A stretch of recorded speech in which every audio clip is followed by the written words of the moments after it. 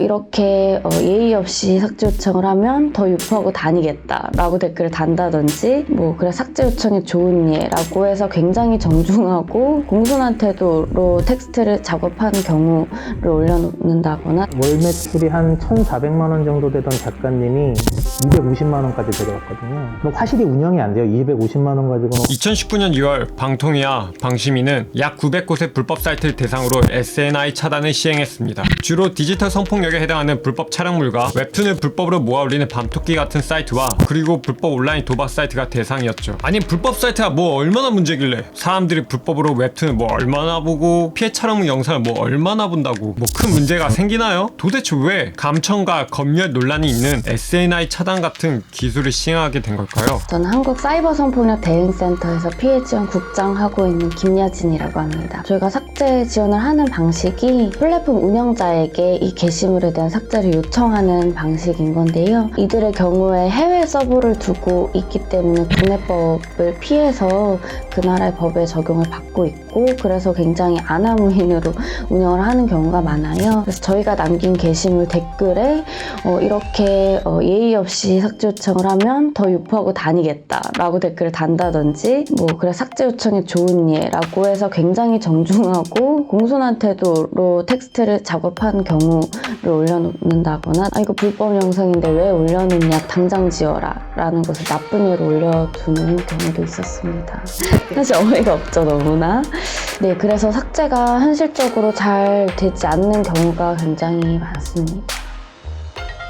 밤토끼가 작년 4월에 아마 제일 최절정에 이르렀어요. 이제 그때 페이지 뷰가 15뷰에 이르렀다고 하더라고요. 한국 웹사이트 순위로는 12위 정도? 18년 12월쯤에 다시 한번 조사를 해봤는데 밤토끼가 사라지고 나서도 제2, 제3의 불법 포켓 사이트들이 다시 또 생겨났어요. 그들의 사이트를 또 모아서 PV를 내봤더니 한 12억 뷰 정도가 나오더라고요. 밤토끼랑 거의 근사치로 다시 복구된 거나 마찬가지죠. 삭제를 요청하면 오히려 공손하게 다시 요청하라는 답변이 돌아오고 아니면 무대응으로 일관했기에 시민의 힘으론 이런 불법 사이트에 대응할 효과적인 방법이 없었습니다. 당연히 이런 생각이 드실 수도 있어요. 그럼 차단을 할 게 아니라 불법 사이트 운영자를 수사해서 잡으면 되는 거 아닌가요? 대체 왜 감청과 검열 논란이 생길 수 있는 SNI 차단 기술까지 사용한 겁니까? 뭐 이런 생각 말이죠. 3개의 서버가 해외에 있고요. 또 그 중에서의 대부분의 서버가 미국에 있습니다. 2017년도에 경찰에게 직접 물어봤어요. 왜 이렇게 수사 공조가 안 되냐, 이렇게 못 잡냐라고 했더니 미국 연방법상 이것이 성폭력으로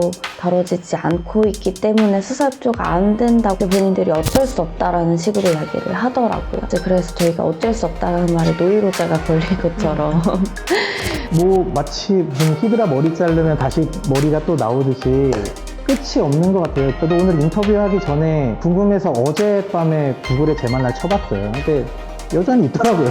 저 바로 첫 페이지에 나오고.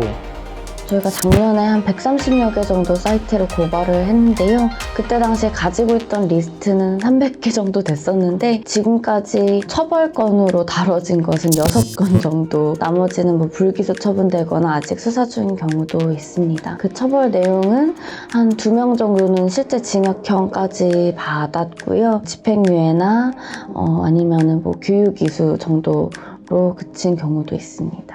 해외에 서버를 두고 심지어 해외에 거주하는 불법 사이트 운영자는 잡을 방법이 묘연했습니다. 심지어 지금까지 처벌받은 불법 사이트 운영자는 사이트를 여러 개 돌리고 범죄 수익을 사용하지 않은 이상 아직까지 솜방망이 처벌로 끝나고 있다고 합니다. 미국과 공조해서 수사를 해야 하는 국가가 아무것도 안 하고 손 놓고 있다가 그나마 시행한 게 SNI 차단이었고, 어쩔 수 없다는 말을 반복하는 국가 대신 결국 한사선 같은 시민단체가 미국 시민단체와 연대해 방법을 모색해야 했습니다. SNI 차단 논란 때문에 정보인권 침해 문제만 불거지면서 정작 불법 사이트로 생존권을 이어받는 사람들은 가려지게 됐죠. 사실은 피해자분들이 경찰서에 가서 뭐 2차 가해도 많이 당하시고 어차피 못 잡는다 이런 식으로 신고 반려도 많이 당하시고, 또 이분들의 경우에는 공동체로 다시 돌아가지 못하시는 경우도 많거든요. 내 직장 동료가 봤을까봐 그런 불안감 때문에 직장을 관두시는 경우도 있는데, 그럼 모아둔 돈을 다 써가면 삭제를 했는데 또 유포되었을 때 사실은 사회적으로 경제적으로 고립될 수밖에 없는 상황인 거죠. 월 매출이 한 1,400만 원 정도 되던 작가님이 250만 원까지 내려왔거든요. 그럼 화실이 운영이 안 돼요. 250만 원 가지고는 화실 월세 내고 뭐 한 어시 2명 월급 주면 끝나죠. 뭐 작가는 빵원이 되는데, 모든 웹툰 작가가 그렇게 큰 매출을 내는 것도 사실은 또 아니고요. 300만 원 정도 매출을 내는 작가가 이게 반토막 내서 150만 원으로 줄어들었다면 이 작가한테는 더 치명적일 수 있는 거죠. 우울증이나 이런 거에 빠져서 사실은 좀 정신과 상담 받는 작가들도 많고. 또 케이스마다 굉장히 다르긴 하지만 다시 올라온다라는 것은 어떤 특별한 케이스에만 적용되는 것이 아니라 대부분의 케이스에 적용될 수 있다고 할 수 있을 것 같고요.